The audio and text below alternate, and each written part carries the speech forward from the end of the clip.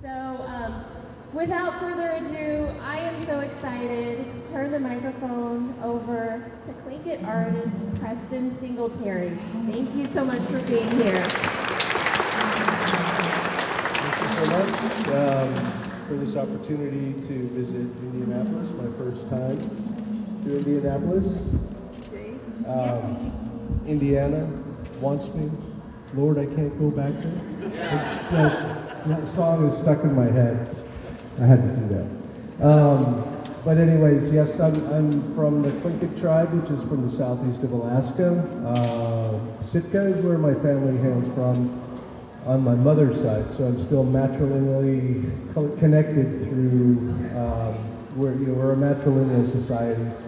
And so I have a direct connection through my mother, my grandmother, great-grandmother, who moved to Alaska, from Alaska to Seattle in 1923. So she was widowed. She was in a traditionally prearranged marriage, and she had 4 children, one of which was my grandmother. She was widowed, and she remarried a man named Dionisio Gubatayo, who was a Filipino man who moved to, had ended up in Alaska for cannery and fishing industries. And he married my great-grandmother, Susie Johnson, and then moved to Seattle. So from that point forward, we all grew up in Seattle. I grew up outside of the Tlingit community, but I also was connected through, visiting with my great-grandmother who lived to be 100 years old, and grew up amongst glassblowers.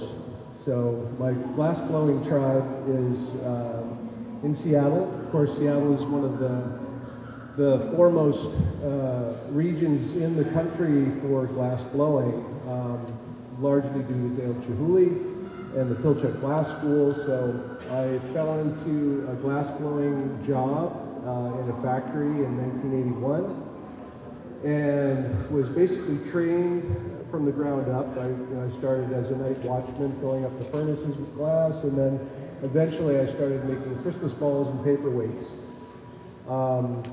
In 1984 I started working, or going to the Pilchuck Glass School, and that's where I learned how artists work with glass. This exhibition, so I guess to continue a little bit more, in 1988 I started to dabble in the cultural arts, so this design system that is recognizably Tlingit or Northwest Coast style. And I was at the Pilchuck Glass School, and I learned how to create stencils on the glass and then sand carve the glass in a sandblasting machine and carve the designs into the glass. But it wasn't until like the mid-90s, after I got married and life got serious, and so did I had to, my first aspirations were to be a musician. I was playing in bands in Seattle, and I thought that would be my chosen profession, but I fell back on my own career in the end, and applied myself to learning all I could about or learning more about the stories, the mythologies, because it's all connected. The songs, the dances, art are all connected. And so I found people to help teach me and mentor me. One man was named Walter Porter. He was a Tlingit elder, and he was a great orator. He didn't write, but he talked a lot about these stories, and I met him in 2004. And he'd seen my Raven Stealing the Sun object that I've made in different formats. There's one in the entranceway there. And he said, that's my life story, or my life's work. I've been studying these Tlingit stories in sort of a Joseph Campbell kind of perspective. He would sort of read into the symbolism and identify the archetypes within the story, and talk about the universality of the whole, this world that we live in. And so we talked, I worked with him for several years, traveling with him and analyzing the stories and trying to match the imagery that I was making and help bring those insights to life. And so he encouraged me to share it as broadly as I can, and so we decided to put this exhibition together. Unfortunately, he passed away in 2016, and so I was left sort of holding all this information and hoping that I had paid enough attention to be able to do justice to his insights and to share it like he asked me to. So, contacted Miranda Belardi-Lewis, who is the curator for this exhibition, because she was the next obvious choice for me. She was an amazing, she's a tenured professor at the University of Washington, works with native sciences, and the concept between the object and what its use is and how it's made and tools and all the science that goes behind it. So I thought it would be interesting for her to read into my work and help me create this exhibition, and in my opinion, it was a huge success. Unfortunately, she couldn't be here because her father had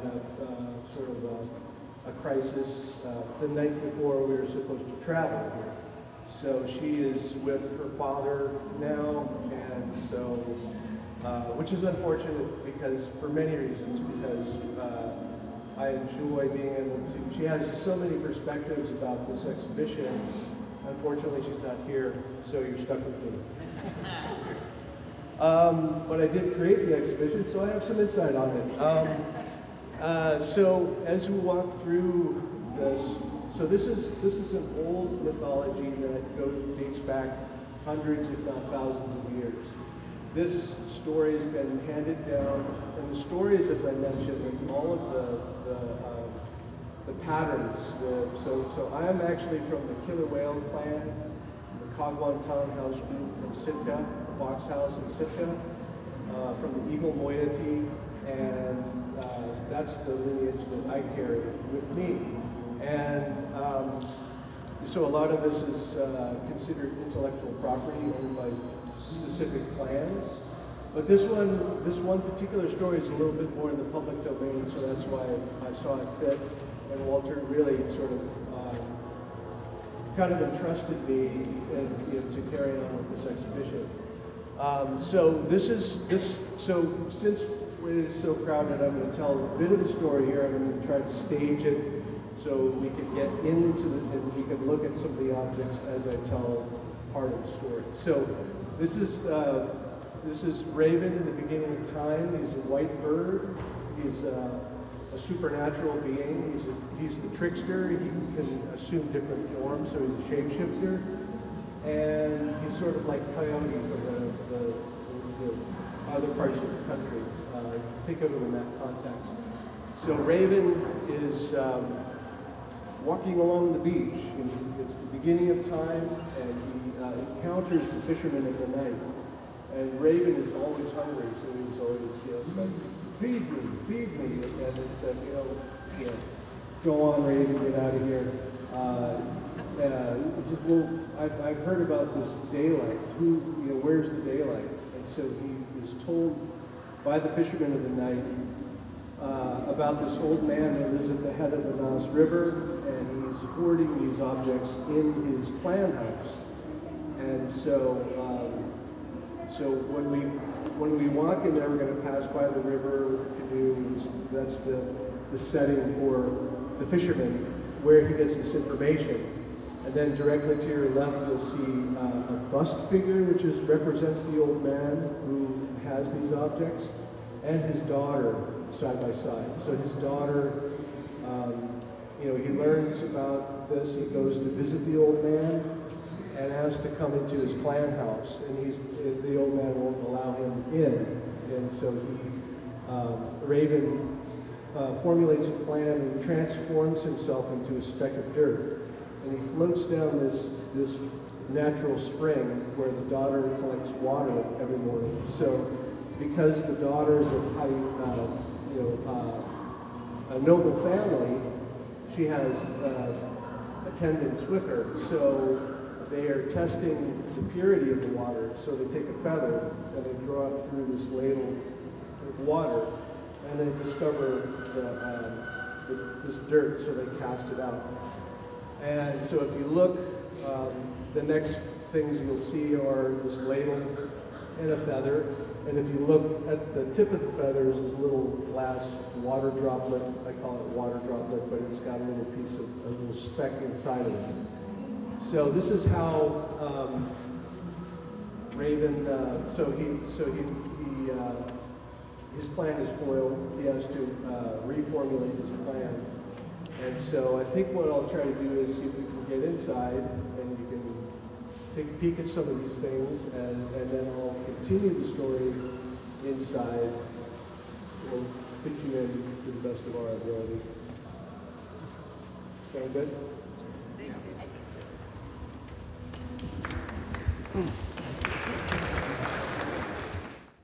I designed this exhibition with Juniper Shuey, who is really one of the collaborators for me, and he and I together,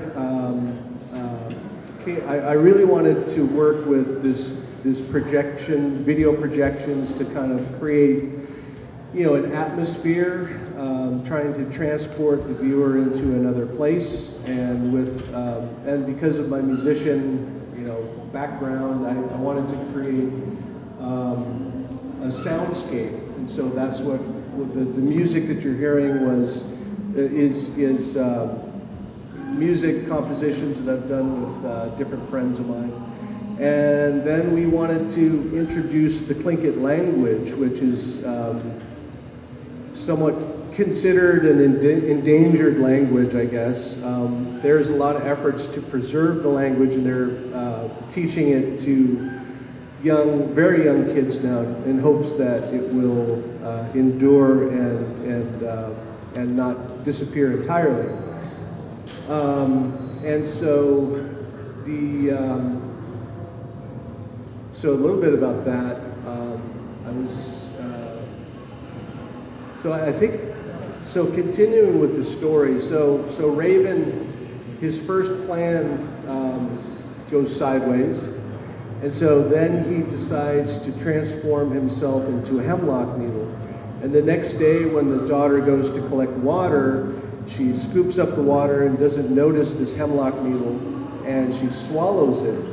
And that's actually Raven in this little form of a hemlock needle. And so Raven grows inside the woman, the young woman.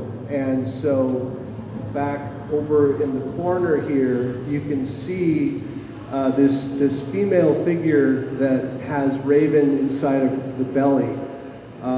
And one detail that Walter would always talk about is that the father is happy to that he's going to have a grandchild, and nobody questions how the daughter became pregnant. So, but he nonetheless is excited to welcome this new child into the world.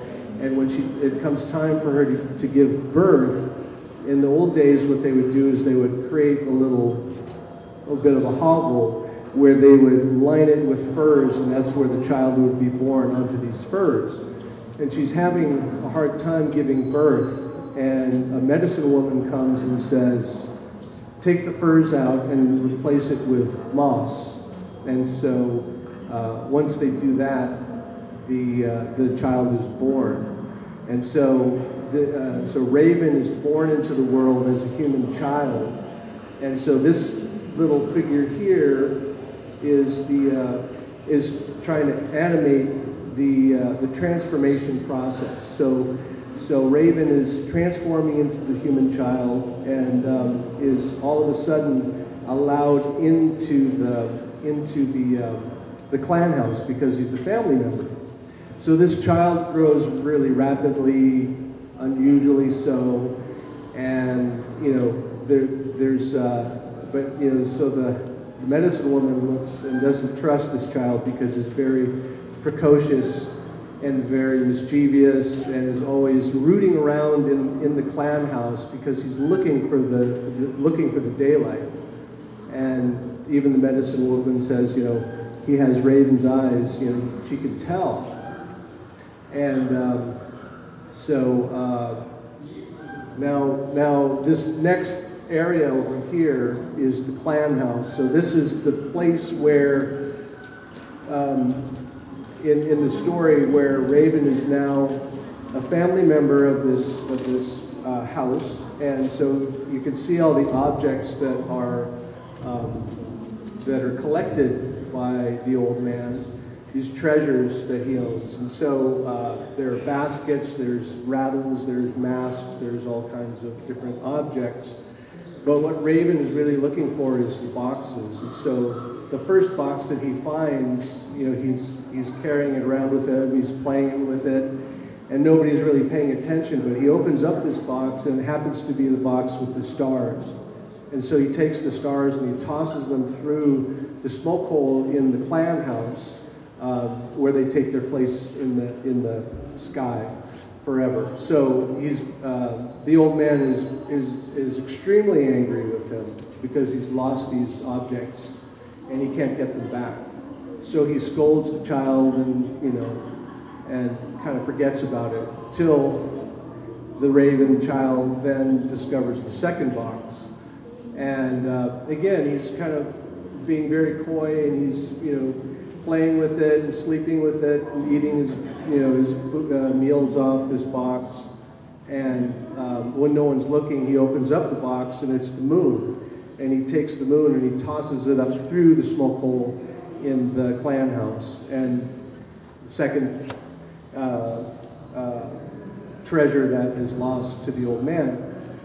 And so this time he's really, really, you know, angry and disappointed, and he reprimands the child, and he so he then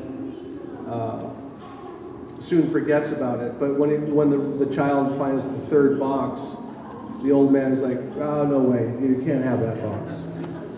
And so the child, he fusses and cries and screams, and he refuses to eat, and he becomes really weak, and he's laying in bed, and the daughter goes to the old man and her father and says, is there anything more important than your grandson? And he said, of course you're right. So he put the box down in front of the child, and he goes, don't open the box.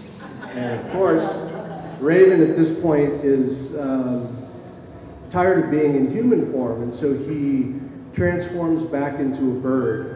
And he opens the box, and he takes the daylight, takes the sun, and he's holding it in his beak. And the old man instantly realizes he's been fooled. So he grabs onto the tail feathers of the bird, and the bird is trying to fly away and escape. And he instructs the men to throw pitch onto the central fire pit. And this black smoke rises out of the fire and turns Raven from a white bird into a black bird. And eventually Raven starts, he escapes, he breaks free, and he flies through the smoke hole, and he breaks daylight on the world. And so all the people have been living in darkness this whole time, and it's very confusing to them. They don't, it's hard to know. They're bumping into each other, and it's really hard to understand the world around them. And so he, with this flash of light, the daylight, the people become startled, and they run off into the woods, and they become the forest animals. They jump into the water, and they become the sea life. And some of them jump straight up into the sky, and they become the birds in the world. And the people who stood up, there's two ways to tell the story. The people who stood up, proud and strong, became the human beings, or the people who stood there bewildered and didn't know what to do with themselves became the human beings. So you can take your pick. But these stories really I'm telling one version of it, but there's lots of details within the story. And there's a lot of metaphors, as I mentioned before. And at 1:30, I'm going to give a lecture and get a little more deep into that concept of the symbolism within the story. And then I'm going to tell a story that I've been working on with Garth Stein, who is an accomplished novelist. You might know him. He wrote a book called The Art of Racing in the Rain, and it turned into a movie in 2021, I think. And so he and I are busy crafting stories of what Raven's up to now. So Raven, essentially disappeared from our stories. And so Raven just stopped doing things. It probably came at the point of contact where we were disallowed our cultural practices. And for whatever reason, all of these stories about Raven are these ancient stories. So I'm imagining that Raven's still around us, and Raven is trying to affect change within the world as he did haphazardly. There's many stories of Raven, how he set off to do one thing, and he failed, but he failed up. The things is sort of a domino effect that ended up benefiting humankind. So I'm imagining that Raven is, battling climate change, or protecting the missing, murdered indigenous women, or discovered the residential school grave sites, things like this. So we're trying to weave contemporary topics into what Raven is doing today. So if you're around and you're able to be there at 1:30, we'll continue that discussion. But so now I'll invite you to see the rest of the objects. Feel free to roam, into the clan house and then weave your way around. You'll see the boxes over here. This clan house screen, represents, it's trying to resemble the traditional clan houses, and the screens that would protect or separate the chief's quarters from the rest of the clan house. And then you'll see beyond that is what I call the origin of the clan system. So as I talked about these people that ran into the forest or jumped into the water, so these animal symbols have come to represent our clans. So you'll see frog, you'll see shark, killer whale, you'll see the wolf, you'll see salmon. So all of these represent the different clans, and it was just a selection of, there's 12 objects back there, these bust forms that represent the different realms of the natural world. So please feel free to walk through the rest of the exhibition, and I hope that I was clear enough with the story that you can remember how it goes and see the final part of the exhibition. Thank you. And yeah, so at this point, our questions, we take some questions. Does anybody have any questions at this point before we look at the rest of the show? Yes? He turned into a hemlock what? Hemlock needle. Needle. Yeah. So the mobile over there is supposed to be Raven deconstructing himself and changing into that hemlock needle. So there's his, parts of his wings and his head are changing, transforming, and so that's how he's. That's what that piece represents. That's how I tried to illustrate that action within the story. The shadows of the Green Wall. Wow. The schools, were they in Alaska? They were, the residential schools were in Alaska as well, and all throughout Canada, all through North America. Yeah, so this is something that, it affects, this intergenerational trauma that is talked about, and this is something that we're still dealing with as a community. And so these are things that I like to address. Of course, they are, social commentaries and political,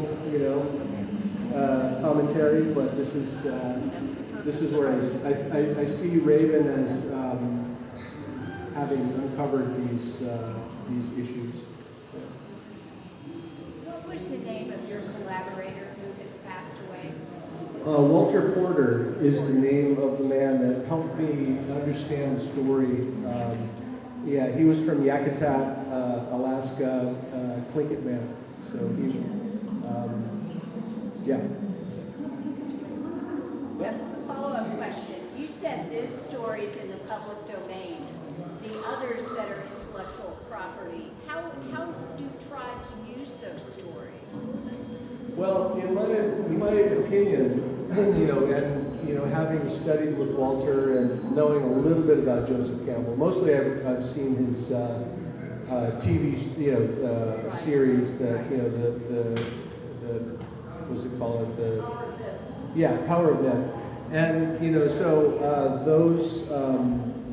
those stories, in his estimation, these are like the foundation of human knowledge, and these stories have elements of, okay, in this story the old man is angry with his grandson, but there's forgiveness. Okay, so these stories really guide us in a lot of ways. Talking about the Immaculate Conception, talking about a humble birth. The child is not born onto the furs, but it was replaced by moss. And then the sun, the world is in darkness and Raven brings the light. So these stories were always told. So there's lots of stories about lots of different actions, things that happen. Raven is usually the central figure in those stories. There's stories of eagles, there's stories of killer whales, there's like, the killer whale story is about breaking the cycle of violence. There's a man who carves this killer whale out of a piece of cedar and breathes life into it and commands this killer whale to take revenge on his brothers-in-law who left him stranded in the middle of the ocean when they were hunting. So after this action happens, he instructs the killer whales not to harm human beings again. And so there's these subtle teachings, like just in any story that we tell, a fable, they always have a moral to the story. They always have some. So that's what Walter did, is he helped me unlock the thought process behind the stories and several different other stories. And so that's why I'm taking on the whole idea of what Raven's up to now. Raven can't just have left us. He's still around us in a spirit form. And so that's how I like to think about it. Yes? Did you say the screens represented from the plant house entrance? Yeah, the screen is placed here. Typically those screens are, there's a rectangular building, longhouses that are in the northwest coast. And then the screen just simply separates the chief's quarters from the rest of the house. So typically, along the perimeter of the house is where the people would sleep, kind of like a Japanese style, side by side throughout the clan house. And so the chief would have a special area where, because he's the leader of the house, he's the leader of that particular clan. Yes? Could you expand on this piece right here to your side? I'm sorry? Could you expand on the piece right here? Yeah. So when Raven is doing this transformation inside the woman's stomach, and so this really just to me illustrates the whole idea of transformation. Where the sort of energy is flowing up into, you can see the raven, the sort of humanoid raven head, but it's just this transformation. So a lot of the times when I try to put this show together, I wanted to bring that element, that idea of transformation. So when working with Juniper Shui, we conceptualize the idea of how to make motion, kind of represent that action, that change.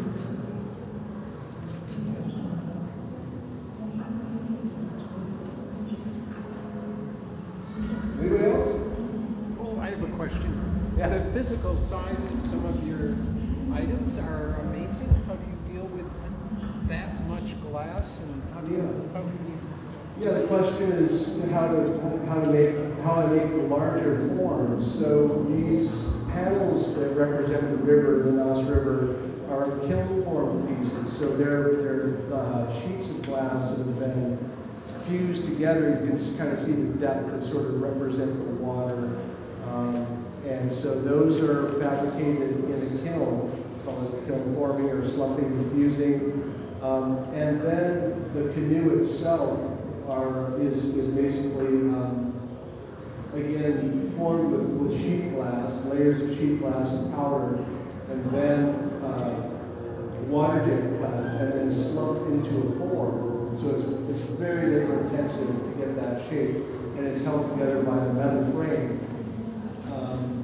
And then the paddles themselves are actually full-scale canoe paddles, but they are a lost wax casting process, so I make a mold from those particular forms that I can melt the glass into and create that shape. So that's pretty much a full-scale canoe paddle. Most of the work that I do is blown and then sandblasted, but these are different.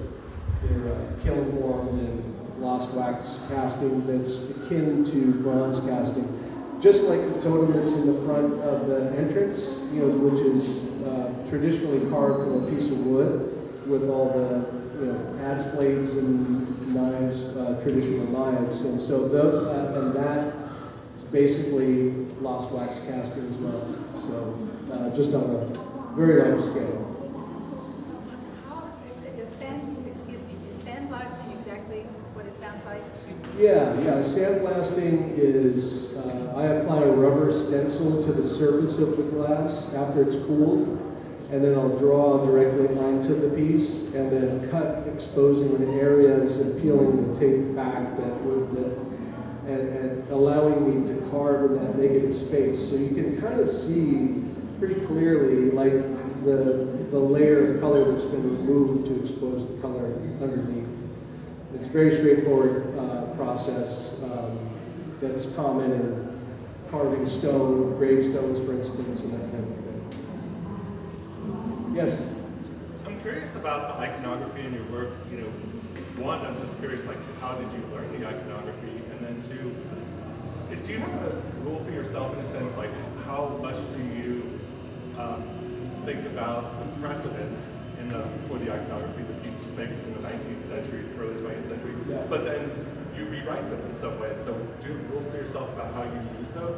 Yeah, I mean, when I started to place myself on this path and figure out, I had to learn a lot because I grew up in Seattle, outside of the Tlingit community, so I really read books and tried to understand it from that perspective. And the stories were obviously feeding into the idea of what I could make, as with this material of glass, and then working with mentors, people who teach me how to draw the designs. So once you understand the architecture of the design system, these little round ovoid shapes and U-forms and what have you, you are able to create your own unique original design. So nothing is copied out of books. It might be inspired by a traditional object, but it's I make my own compositions today. And so I also try to honor the tradition, because once you understand it, then you operate within that sort of confines, I guess, because it's really what makes it Northwest Coast art. That's what makes it so distinctive, and so it allows me to. But once you understand it, there's a lot of freedom as well to expand and sort of change. You have to learn the rules before you can break them. So I do a lot of studies of old objects and look at proportion and composition. And the concept of the object, it could be a spoon, it could be a bowl, or a mask, or an amulet. So there's a lot of things where I draw inspiration from.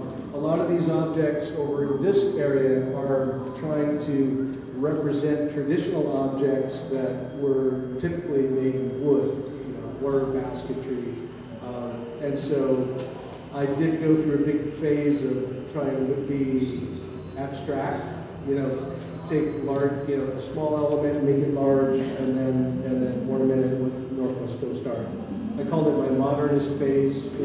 I was taking a cue from the modernists who were infatuated with African art, Native American art, and oceanic art. That led to a genre called primitivism, which was those modernists that were somewhat appropriating,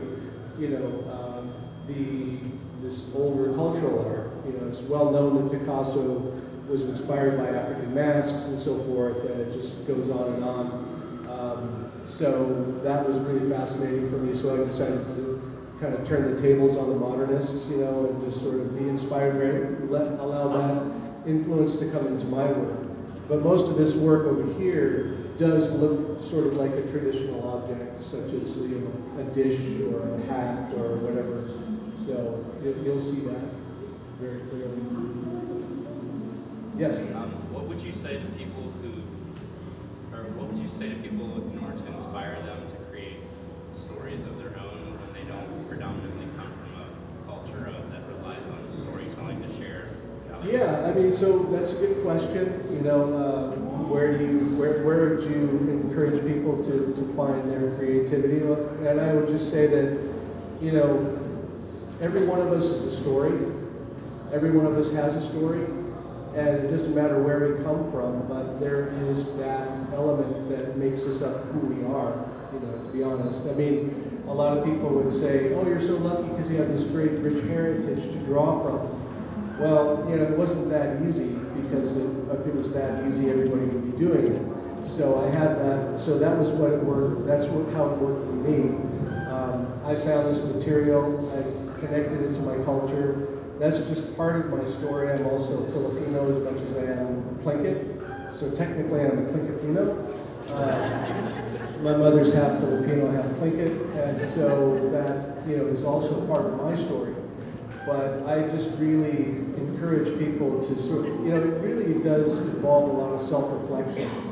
And there is a story inside each and every one of us that we can bring out. I don't think that anyone is more unique than the other. We all have an individual experience, and it's a way of, how do you bring that out? And so there's many ways to do it. I think I spent a lot of time thinking about psychology. I thought about mythology, Zen, Buddhism. I studied Aikido for a period of time. So all of these confluences in my life really pointed me in the direction one way or the other. And so I think you really just have to dig very deeply into your own story, your own experience, and I'm sure that there's inspiration there. I know that whether it harkens back to Europe or wherever, there's still a connectivity that we all have. So it's something to ponder and reflect on, I believe. So let's have a big round of applause for Preston Singletary.